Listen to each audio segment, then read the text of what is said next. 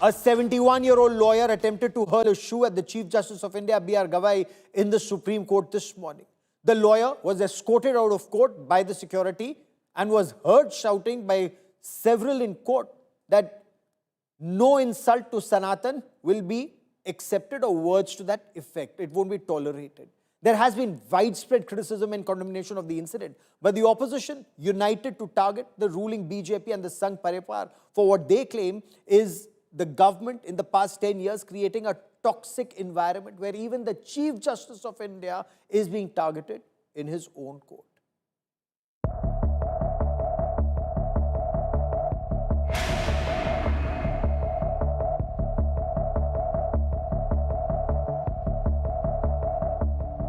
A shocking bid to attack the Chief Justice of India inside his courtroom. A lawyer tried to hurl a shoe at the CJI B.R. Gawai. Moments later, the lawyer Rakesh Kishore was reportedly heard saying, and I quote, "won't tolerate insult of Sanatan Dharma," unquote. As police and lawyers restrained Rakesh Kishore, the CJI remained calm, unfazed by the chaos, simply saying, "Such things don't impact me."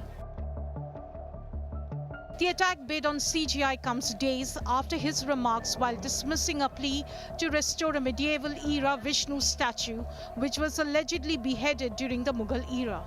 While refusing the plea, Justice Gawai had quipped that the petitioner should go and pray to his God for relief. That comment has sparked outrage among Hindu groups, prompting protests and demands for an apology. Chief Justice Gawai later clarified that he respects all religions. Lord Vishnu के matters में उसमें जो comment आया था honourable CGI का, उसी पे ही उन्होंने ऐसा प्रयास किया है। तो ये बहुत ही दुखद घटना है, हम इसकी कड़ी निंदा करते हैं और अगर ये घटना सच है तो एक्शन होना चाहिए। After the bid to attack the CJI, the Supreme Court's security is now reviewing its protocols. In a significant update, sources have now told India Today that the CJI has asked officials to not take any action and ignore the incident.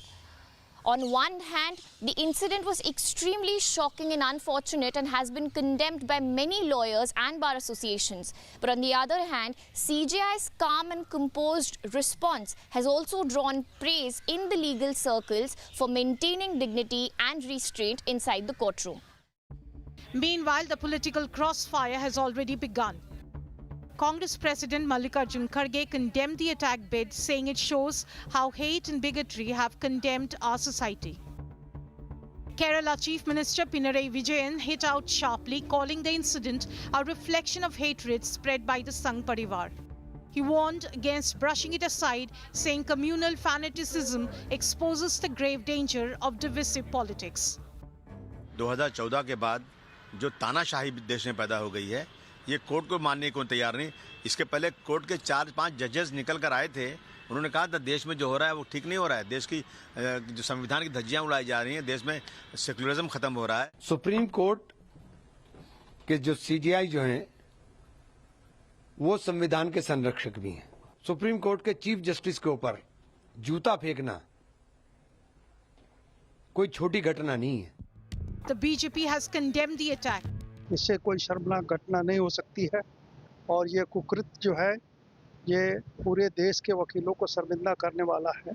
CJI भी सनातनी हैं, वो भी मंदिरों में दर्शन करते हैं और वैसे आदमी, उतने महान आदमी के खिलाफ इस ढंग का कुकृत्य बहुत ही दुखद है। The incident puts spotlight on a new trend in the digital era. Judges being targeted for observations made during hearings. But this time, criticism almost became a physical attack. With Shrishti Ojha in Delhi, Bureau Report, India Today. The situation is alarming. In fact, there are times it's been said social media is now becoming anti-social media, and the judiciary too is very concerned Because when they say in the past, every action has an equal and opposite reaction, just now, what we see is disproportionate reaction and completely unwarranted reaction in instances. These are all discussions that are taking place in courts of law. Joining me on India First is Adil Singh Boparai, an advocate and spokesperson of the Congress Party. Vineet Jindal, again an advocate, who sought that the Chief Justice of India not just retract his statement regarding Lord Vishnu in that petition, and he's joining us on the show. Professor Dinesh Varshne is a member of the National Executive of the Communist Party of India. Ratan Sharda is an author and analyst, writes on the Rashtriya Swayam Sevak Sangh. Dushyant Sridhar is a Vedic scholar. My first question is to India Today's Anisha Mathur, who tracks the Supreme Court, was present in court when the initial remarks were also made, which was said that they've been blown out of proportions and incorrectly reported in social media. Anisha, what more do we know about the lawyer who attempted to hurl a shoe at the Chief Justice of India, and is any action being taken against him? See, Gaurav, the Bar Council of India has issued a notice. They've issued a suspension order. In fact, this person, Rakesh Kishore, who is, according to the IDs that have been provided to the Supreme Court Bar, this person was enrolled in 2009 in the Delhi Bar. He's reportedly been practicing in the Karkaduma court and in fact is a temporary member of the Supreme Court Bar. The irony, however, is that I've been trying to speak to a lot of bar leaders in Karkaduma, in Delhi, and in the SCBA. Nobody seems to know who he is. He doesn't seem to have much of a practice. But he is an enrolled bar member. What is also important to note is that the Bar Council of India has suspended him. He is not at present allowed for the next 15 days at least to practice anywhere, to appear anywhere, not even to claim himself to be a lawyer. The Bar Council of Delhi is also expected to file a detailed report within 2 days about this particular person.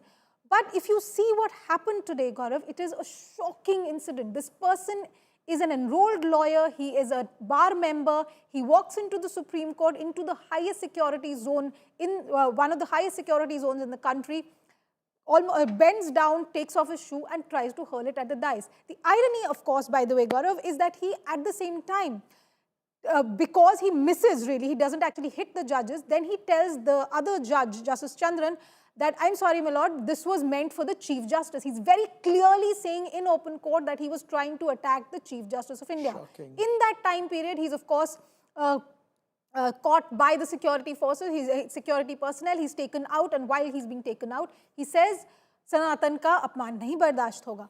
So now what we're trying to find out really, Gaurav, is what motivated this man. Who is he? Because nobody in the bar seems to know him. I, in fact, reached out to the Adhivakta Parishad, which is the BJP RSS lawyers wing. They also don't seem to know him. Who this person is, where he comes from, okay, we don't seem to know. But he is somebody who is member of the bar. Okay. Vineet Jindal, this is unacceptable, and especially in the temple of justice, that too from a lawyer. But respond to the criticism that this is a toxic environment that has now engulfed our society in the past 10 years, and even lawyers are affected by it.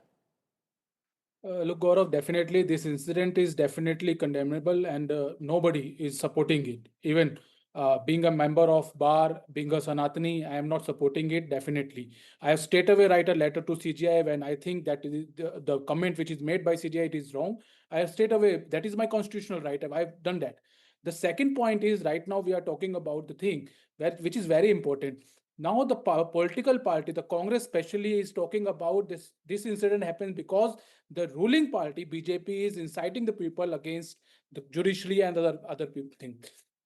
Kindly mind it, the leader of Congress, Mr. Rahul Gandhi, every day making very critical remarks, very objectionable comments against judiciary, against election commission every time. Even in parliament 3 years back, this Rahul Gandhi specifically stated that the courts of India has been suppressed the voice of states. What is that?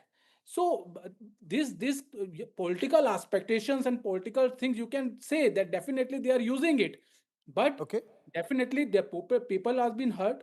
And the way CGI has saying that we are he's respectable, he's respecting the all religion, that is definitely we are accepting it. We are accepting his comment. But let me bring in Adil Singh beyond it. Boparai into this conversation.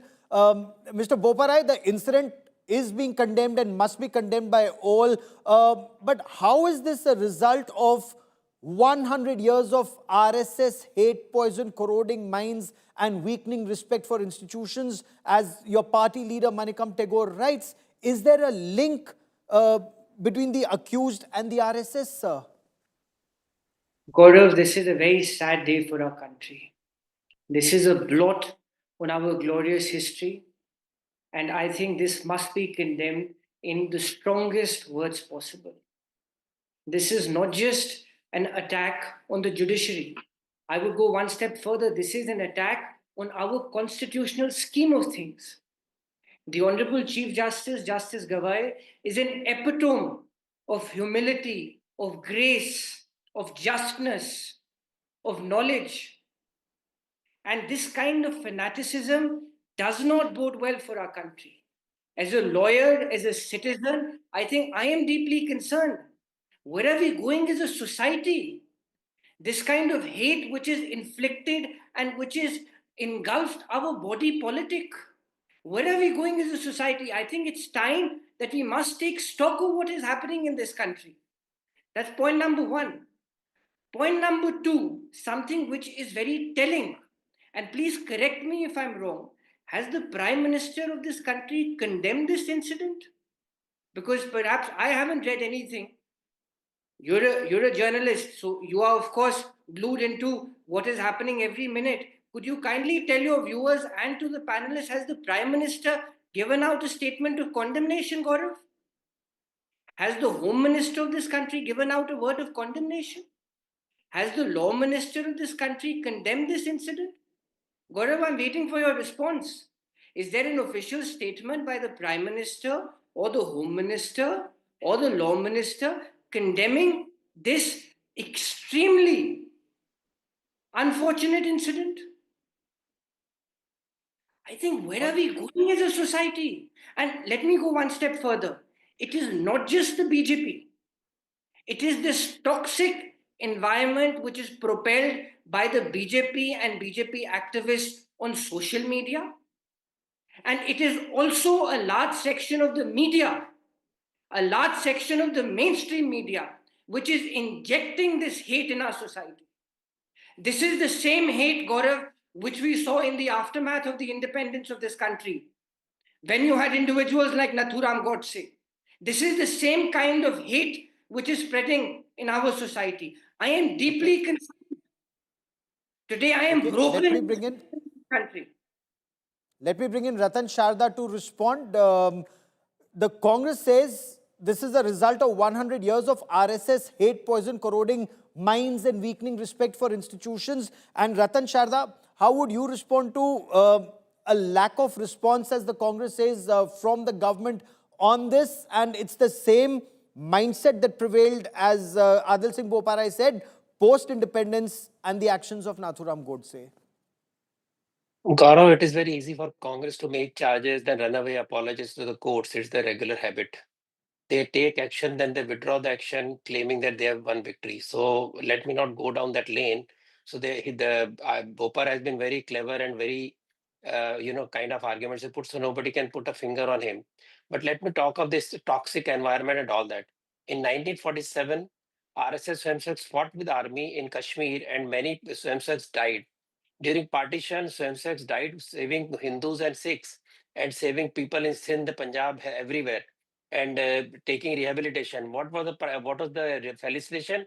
They were oppressed. They were asked to shut down, and Gandhi's assassination gave them a chance of banning RSS. Within 1 month, the report was out by CID that RSS had no hand in the assassination. Still, the story carried on. The charade carried on. It is carried on even now in different names. And they gave us a constitution. In any other nation, such organization would have been honored that they have saved lakhs of people. But no, in our country, they were called rioters, they were called communal. And then we have constitution which is heavily loaded against Hindus and in favor of minorities, section 25 to 30. But we will keep on saying it's secular or constitution. If it is, then why the laws are not equal? And the Congress, which has a story of making Hindus as terrorist people, Hindu terror, saffron terror, communal violence built which went against Hindus as a majority community, looting temple funds, distributing for government needs, thousands of kilograms of gold melted, used for government purposes, for non-Hindu purposes. All that is fine. Sabrimala's temple door becomes a brass door, and we keep quiet. And the courts can say that you should go to Vishnu, but they will not say that masjid people under ASI should be repaired without any call to the God. I, as a Hindu, condemn what has happened, because Hindus carry the cross of being protectors of the constitution, protectors of the secularism. But this abuse of secular character of Hindus in different names is what creates this kind of environment which they are responsible. It's not RSS. RSS is simply saying we should not raise these kind of issues. We should not create bitterness. We should talk to each other. It is Congress which has continuously abused RSS, Hindus. Sanatan is Zahar, malaria. Same Congress people supported them. The misuse of temple funds, same Congress people supported them. The laws like this, and that is my problem. So, despite the I'll get apology Adil for Singh what has Boparai happened to as respond. Hindu, I think this kind of charges should be not done, because somebody like a lunatic takes a step, but to bring in RSS, BJP without any shred of evidence, like it has happened all last 80 years, that should stop, because that even ultimately go against them, because Hindus are fed up with kind of abuse they face every time for something. When somebody you're says, saying why Nupur bring a Sharma ko lunatic latka do and khambe se, when somebody says Kashi ka Vishwanath Fawara hai, then you charge somebody like Nupur Sharma as creating vicious atmosphere. She is living under fear of arms, but nobody else who created this kind of poison is ever punished, ever taken up. Sir Tan se juda, did before I Congress bring ever in Professor criticized it? Varshney and What is Dushyant Sir Tan se Sridhar, juda? I want to quickly bring in Anisha Mathur only on facts, because the words that were attributed to the Honorable Chief Justice of India when it came to that case, and Advocate Jindal, you may also like to weigh in after Anisha, he didn't utter those words or words to that effect. It was misinterpreted, he said, and Anisha, you were present in court that time. Yes, Gaurav, let me just clarify on air for our viewers and for our panelists. And we've seen this coming in after this was reported. Also, I was attending the court when this matter came up. The counsel who mentioned this matter said it is a religious issue. It is a ASI monument. The Chief Justice said it is an ASI monument. Go to them, file a representation before them. When the lawyer refused to back down, when the lawyer refused to withdraw his petition, that is when the Chief Justice said, well, if it is that important to you, you can pray to your God. It is not within our power to give you any relief. That was misreported in multiple media reports, and I can say that with all sense of responsibility that it was misreported, and this is something that the SCBA has said today in its resolution also, that there was misreporting of what the Chief Justice said. The Chief Justice has not said that I don't want to interfere. The Chief Justice has not said that I don't respect religion. What has he said? He has said it is an ASI protected monument. I cannot interfere. Please go to them. If it is so important to you, you can pray to whoever you want. It is not my job.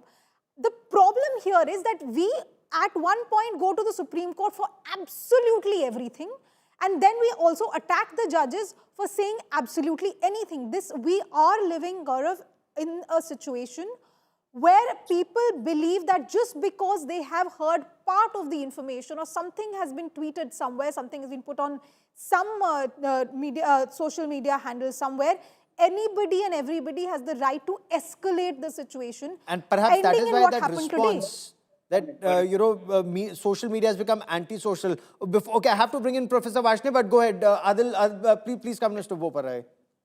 Gaurav, I need to respond to what Mr. Sharda has said. The problem today is that mediums of communication are being used to brainwash people. What we are talking today is an absolutely terrible incident on the 6th of October 2025. I think this requires unequivocal condemnation. And it would have helped.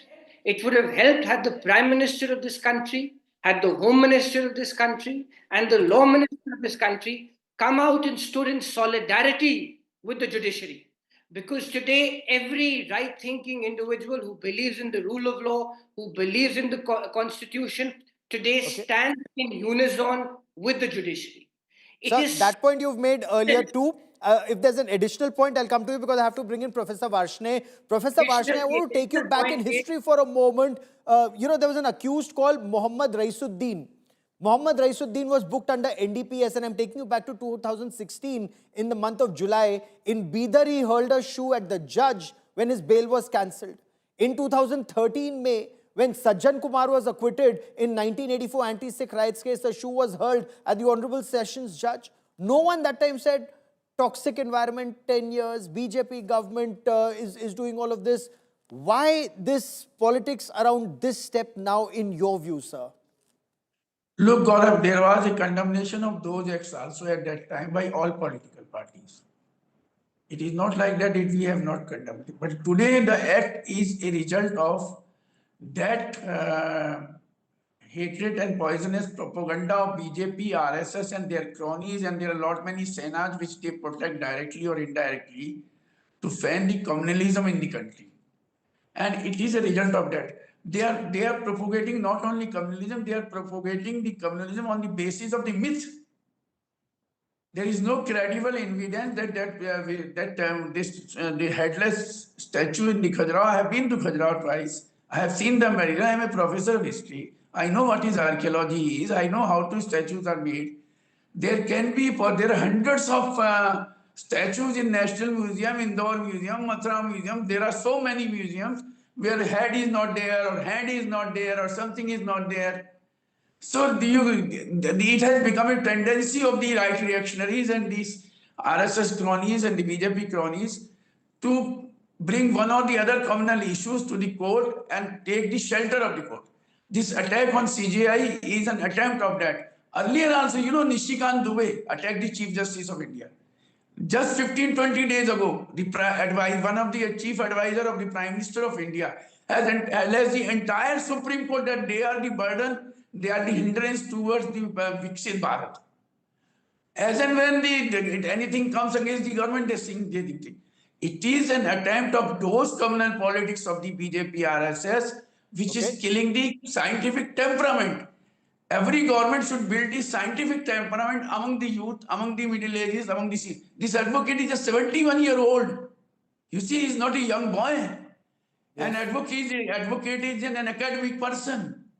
He's an academic person. He's not a street boy who is fighting for a water on the street or fighting for a ball on the street or fighting for any sports item on the street. He's a 71-year-old. Let me bring in Dushyant Sridhar. Ratan Sharda also wants to come in. Sir, permit me to bring in Dushyant Sridhar. I'm just coming to you, Mr. Sharda. Dushyant Sridhar, some see this incident as a casteist remark against the Chief Justice of India. There are also those who are linking this to a Brahmanical mindset to intimidate the Chief Justice of India. Are these, in your view, very carefully chosen words? What do you make of very senior lawyers using words like this, a Brahmanical mindset or a casteist attack? And do you agree, sir? Namaskaram, Gaurav, and namaskaram to all my fellow panelists. I patiently heard them. At the outset, as a Bharatiya, as a citizen of India, I absolutely condemn such a nasty attack on the highest court, and that too the Honorable Chief Justice of India. There could be differences of opinion even with the judge or a judgment, but there is a way where you protest. There is a manner in which you say your resentment. This, of course, is a very nasty act. Whoever has done it, completely condemnable. Gaurav, I would just like to draw your attention to one particular aspect. An attack physically is bad. An attack which is vicious in nature and has many undertones is also bad.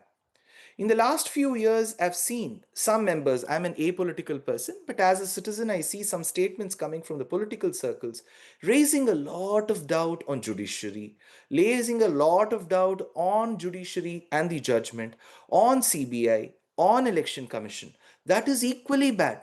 See, for example, Gaurav, if you remember in 2024, when the Honorable Chief Justice of India then, Chandrachud ji, had invited the Honorable Prime Minister of India to his Ganapati Puja in his house, there were various remarks made stating that this is not right and this is not right. Currently, you see the Honorable Chief Minister of Tamil Nadu attending to the reception of a judge's house. So is that wrong? So attributing and ascribing malintentions to on the judiciary, on the judges, on the CBI, on the Election Commission is also equally bad.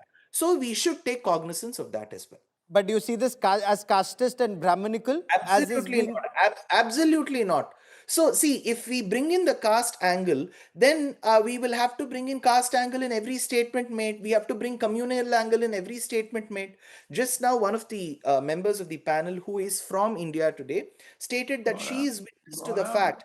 Witness to the fact that the statement made by the Chief Justice was not of any evil nature. It was just made in a certain context. So what if somebody takes it out of the context and says he's attacking Hinduism? So the same way is the statement made by a member of the advocate community stating that it is a Brahminical mindset. Why? Has he gone through the caste details of the person who has thrown the shoe? Advocate Jindal, the Supreme Court the Advocates on Record Association passed a resolution condemning this unwarranted and intemperate gesture of the advocate in question. Your reading of those who describe this incident as a casteist remark or, linking it to a certain Brahminical mindset? Yes, I have written on Twitter recently that I have again said that if the statement made by the Chief Justice of India at that time, if it is that, definitely he said to say sorry. So now I am attacking by certain people who belongs to a certain community. If I am go by that way, then definitely it is wrong. So I don't think it is put in like that. It should be stopped. Definitely, whosoever the people of an opposition party on a regular basis saying that our judiciary corrupt, our courts are corrupt, our election commission has already been taken in the playing in the hands of the government. So what they are doing? So putting allegation on each other is not a solution. The solution is if the CJI is not saying a word which is print in the media, then definitely he's passed an order to take down all the statement which is published by the media people in the mainstream media. That can be done. Why not that can be done if it's not saying? Okay, Anisha wants to come in and Ratan Sharda wants to come in. Okay, Anisha,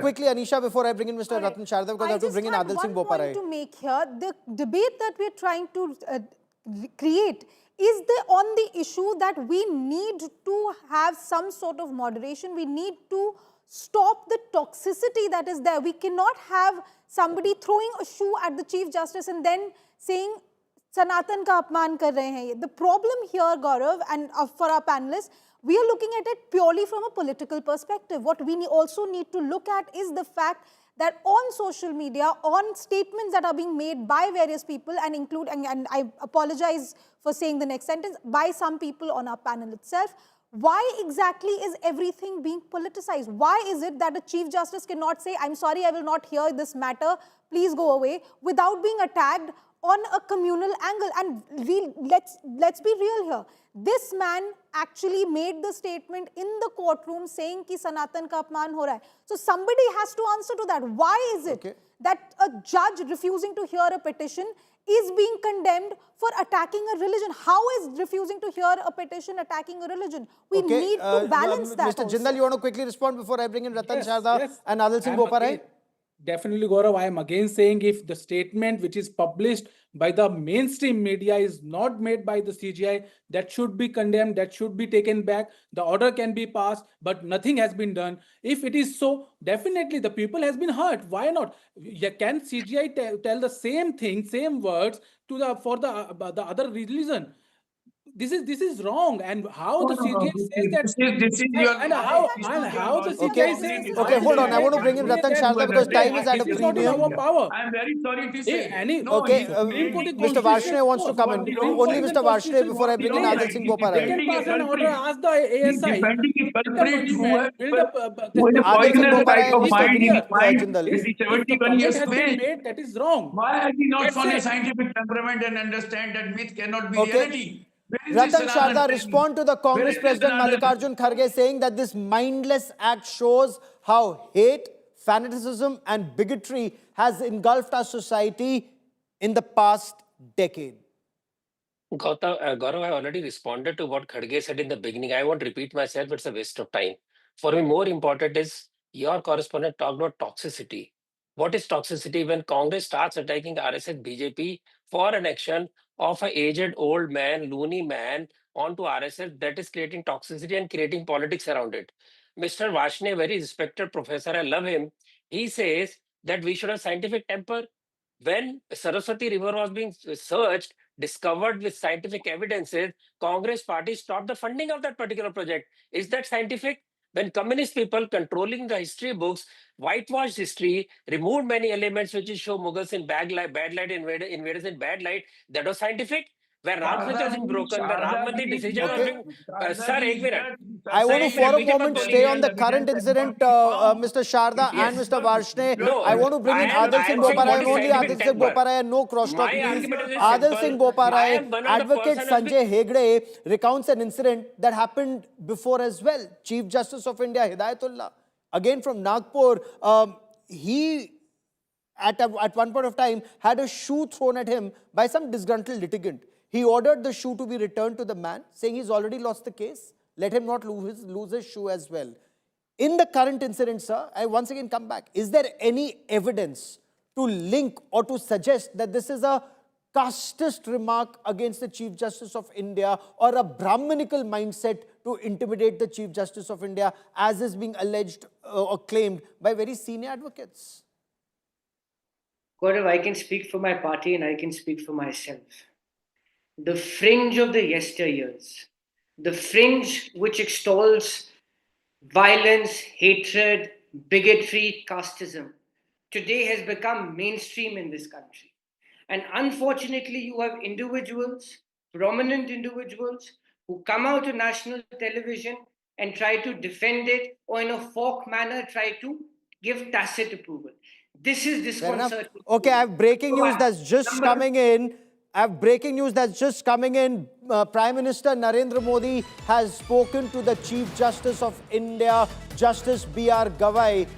This is information that's just coming in. So, the Prime Minister has spoken to CJI. The attack on him earlier today in the Supreme Court premises has angered every Indian.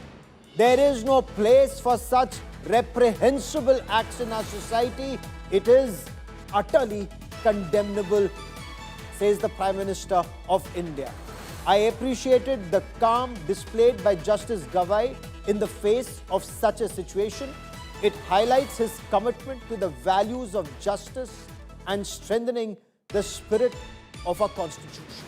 I once again want to read out to you what Prime Minister Narendra Modi has just put out on social media platform X to say, spoke to Chief Justice of India, Justice B.R. Gawai ji. The attack on him earlier today in the Supreme Court premises has angered every Indian. There is no place for such reprehensible acts in our society. It is utterly condemnable. I appreciated the calm displayed by Justice Gawai in the face of such a situation. It highlights his commitment to the values of justice and strengthening the spirit of our Constitution. We will continue to track this story very closely. I want to thank all my guests. Pakistan's Army Chief Field Marshal Asim Munir has offered US President Donald Trump a $1.2 billion deal to build and operate a deep water port in Pasni in Baluchistan, and this is barely 70 odd miles, a little over 100 kilometers from China's Gwadar port and very close to India-backed Chabahar in Iran. Let me just look at the great game that's currently happening and the audacious bid by Pakistan's Army Chief Asim Munir. So this plan would allow the United States to build a civilian terminal at the Pasni port in Pakistan and access Pakistan's critical minerals. But very clearly, this will have no Pakistani oversight. The proposal came soon after Asim Munir and Pakistan's Prime Minister Shahbaz Sharif in tow had that closed-door meeting with Donald Trump at the White House in September, where Pakistan pitched itself as the gateway for American trade and mining interests and giving them access even to Central Asia through a rail link. Now, there are viral images that show Munir gifting Trump a box of rare earth minerals, a move that's being mocked extensively online, even in Pakistan, that Pakistan army chief is like a salesman who's pawning ports and stones like on OLX. But there's a bigger game that's unfolding behind Pakistan's Pasni port pitch. On the 18th of July, Pakistan, Afghanistan and Uzbekistan signed a deal for a 760-kilometer long trans-Afghan rail line that would link Central Asia to Pakistan. Now, this $4.8 billion project aims to cut transport costs by 40%, is likely or expected to be ready by 2027 should everything work out.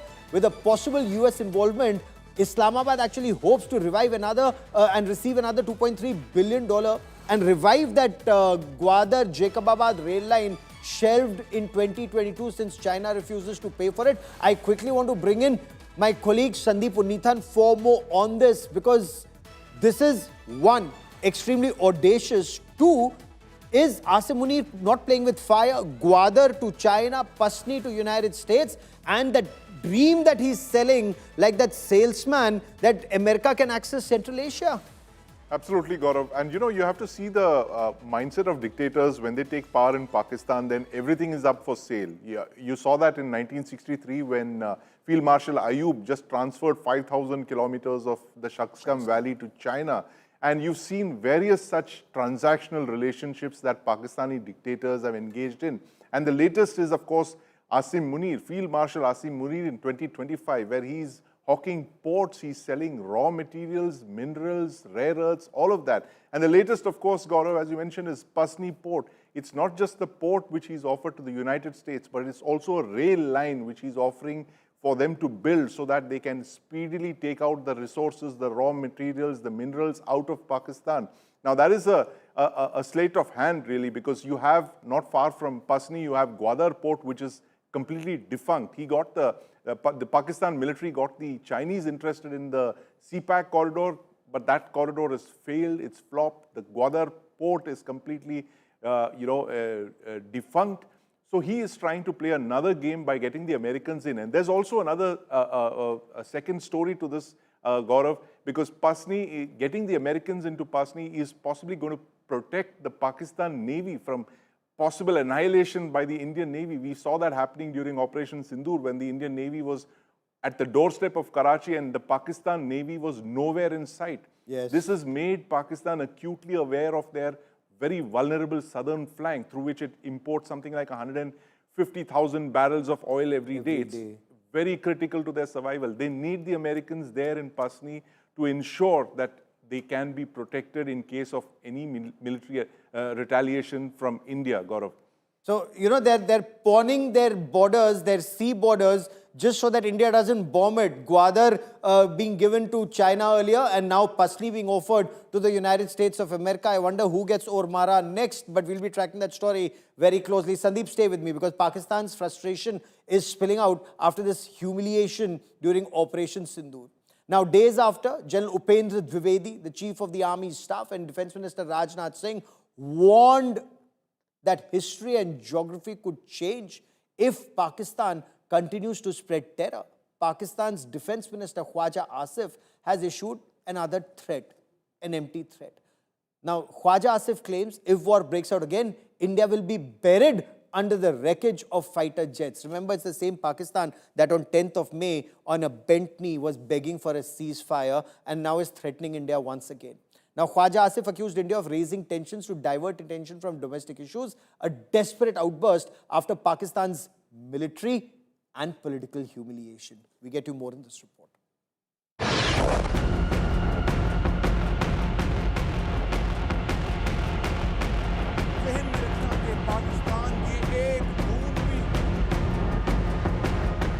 Pakistan's tantrums after Operation Sindoor keeps getting louder. But it is all smoke and social media thunder. Days after India's warning against any misadventure, Pakistan's Defence Minister Khwaja Asif went on a rant on social media. Asif claimed that if war comes, India will be buried under the wreckage of its fighter jets. He accused New Delhi of making loud statements to win back credibility and to distract from problems at home. This latest meltdown follows dire warnings from India. From Anupgarh, Army Chief General Upendra Dwivedi warned Pakistan to stop exporting terror or watch its geography change. 24 rapid signal regiment. इस बार भारत देश पूरी तैयारी के साथ है और इस बार वो संयम नहीं रखेगा जो सिंदूर 1.0 में हमने संयम रखा। इस बार हम आगे की कार्रवाई करेंगे और कुछ ऐसी कार्रवाई करेंगे कि हो सकता है पाकिस्तान को सोचना पड़े कि उसके इतिहास में भूगोल में रहना है कि नहीं रहना। Defence Minister Rajnath Singh was blunt too, saying any misadventure in Sir Creek will be met with firm action. जिस तरह से हाल में पाकिस्तान की फौज ने सर क्रीक के सटे इलाकों में अपना मिलिट्री इंफ्रास्ट्रक्चर बढ़ाया है, वह उसकी नीयत बताता है।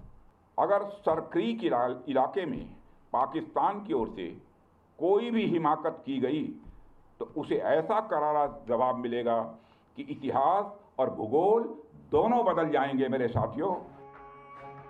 Cornered, Pakistan's top brass resorts to chest thumping. The man talking tough is the same who had pointed to social media as proof of a downed jet. Indian Air Force Chief AP Singh cut through the fog, calling Pakistan's claim Manohar Kahaniyan.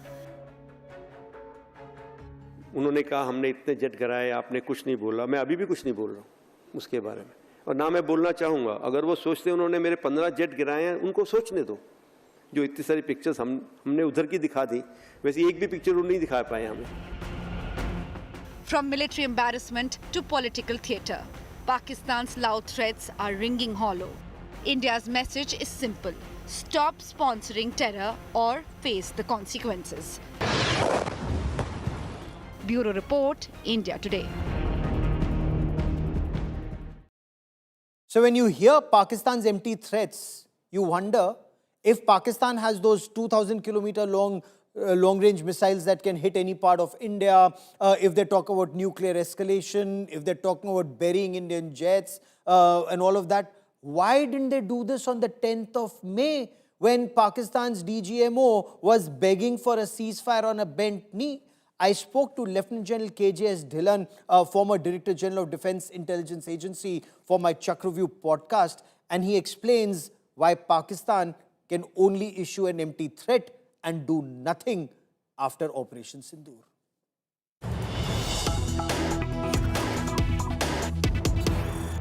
Is there an apprehension that it could escalate to a full-fledged conventional war? So far, you were able to control it in 88 days. Could it escalate? Could it become unlimited?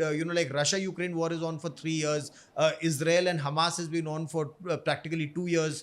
There may be temporary peace, but that conflict situation still remains. Is there an apprehension that that could destabilize our economy? वो तो मरा ही state है, तो वो तो बोलेगा मेरी एक आंख फूट जाए अगर दुश्मन की दोनों आंख फूट जाए. That's his mentality. See, firstly, 2-3 points you raised, I'll cover one by one. Firstly, what Army Chief said. In Operation 2.0, we will not show the restraint which we showed in Operation 1.0. We showed a restraint in spite of being in a winning position, in spite of our economy supporting us, in spite of our military might supporting us. We showed responsibility as a responsible nuclear state. Now, if Pakistan does it again, it has been told in no unclear terms, this time we will not show restraint. This time we will employ all our military might, all our nation's might. The comprehensive national power will be applied against the enemy to get the best results. Now, having said that, the point which you're making, that Russia-Ukraine war is going for so long, and Hamas-Israel war, Iran-Israel war is the conflict going for so long. From our point of view, there is something called war-fighting stamina. The war-fighting stamina roughly means the capability of a nation to fight a war. Not only the military stamina, there's economic stamina, there's a diplomatic stamina, there's a political will. That also has a stamina. And as a nation, how long can we say, no, right or wrong, we will fight this war?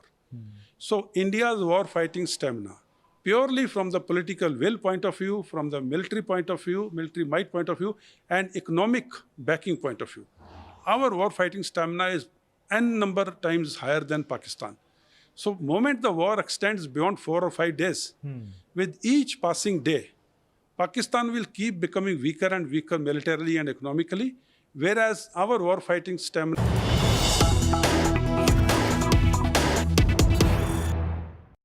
And news just coming in, delegations of the Hamas, of Israel government and the United States are meeting at Egyptian resort of Sharm el-Sheikh. These are indirect talks on US President Donald Trump's 20-point proposal to end the war in Gaza. These discussions are being brokered by Egypt. Now they come at a time when all sides are very divided on very key issues. Hostage release is the biggest issue because that has to be step one according to President Trump. Hamas has agreed in principle to a structured exchange under the Trump plan but insists that certain field conditions have to be met before the hostages are released. I quickly want to bring in India Today's Foreign Affairs editor Geeta Mohan for more on this. Sandeep Punithan stays with me on this. Geeta, talks have just started. What's expected? Indirect talks brokered by or mediated by Qatar, Egypt and the United States of America. The delegations are there. The first conversation and the priority that the focus is going to be on where they're prioritizing hostage release. So Qatari and Egyptian delegations are mediating talks between the Hamas and the Israeli delegation to ensure that there is a system in place for hostage release. There are other areas also that the Hamas will be putting forth in terms of what they agree with, what they don't. They have been reluctant in giving up arms completely, but that's the conditionality you're talking about. That certainly is a condition where the Hamas will have to give up arms.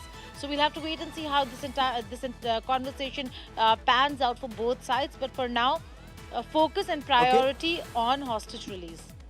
Because Sandeep, the disarmament clause that Geeta also refers to is a huge sticking issue. The plan requires Hamas to completely disarm, but Israel can continue to carry out its operations till Hamas is either completely removed from there as a governing entity or even as a body that exists there. Hamas can have no role in the governance of Gaza in future. Is Hamas agreeable to all of this and are the interlocutors agreeable to all these points? Well, Gaurav, as you mentioned, Hamas is to step down from running the Gaza Strip, what's left of it, and they are supposed to hand over all the administration to the Palestinian Authority, which will then administer the Gaza Strip and slowly supervise the withdrawal of Israeli forces in a step-by-step manner till the time that there are no Israeli troops left in the Gaza Strip.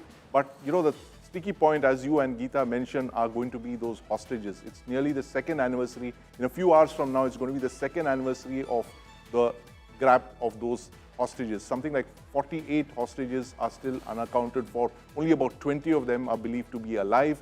And the thing is that if Hamas, it's literally the only shield that Hamas has left, Gaurav, to protect them from Israeli retaliation. The minute Hamas lets go of those hostages, they know that the full force of Israel is going to come down on them. And that is the reason why they've been holding on to them. Precisely the reason why hostages were taken in the first place nearly 2 years back. It was to protect Hamas from annihilation by the Israeli military. And so that is going to be the biggest sticking point really in what we're going to be seeing in the negotiations in Sharm el-Sheikh, Gaurav. The fate of the hostages, both dead and living. In fact, those who are dead, in many instances, they don't even know where the bodies are buried. There's so much rubble all over, but we'll be tracking that story very closely. Sandeep and Geeta, for the moment, many thanks for joining me. The plan section of Israeli withdrawal, that's three-phase withdrawal, is also a sticking point because there is no timeline on the withdrawal of the Israeli forces. There's more breaking news that's coming in, and this is coming in from the Prime Minister's office. Big story coming in. Prime Minister Narendra Modi has condemned the attack on BJP leaders in Bengal. The Prime Minister has just said the manner in which our party colleagues, including a sitting member of parliament and a member of the Legislative Assembly, were attacked in West Bengal for serving the people in the flood-affected areas, affected by floods and landslides, is outright appalling. It highlights the insensitivity of the Trinamool Congress as well as the absolutely pathetic law and order situation in the state. I wish the West Bengal government and the Trinamool Congress were more focused on helping people rather than indulging in violence in such a challenging situation. I call upon BJP Karyakartas to continue working among the people and assist the ongoing rescue operations. This is what Prime Minister Narendra Modi has just put out on social media platform X, hitting out at the West Bengal government and the Trinamool Congress for the manner in which BJP leaders, an MP and an MLA, were targeted by the TMC. We'll be tracking that story very closely, but that is all I have time for on India First this evening. Many thanks for watching. News and updates continue on India Today. Stay with us.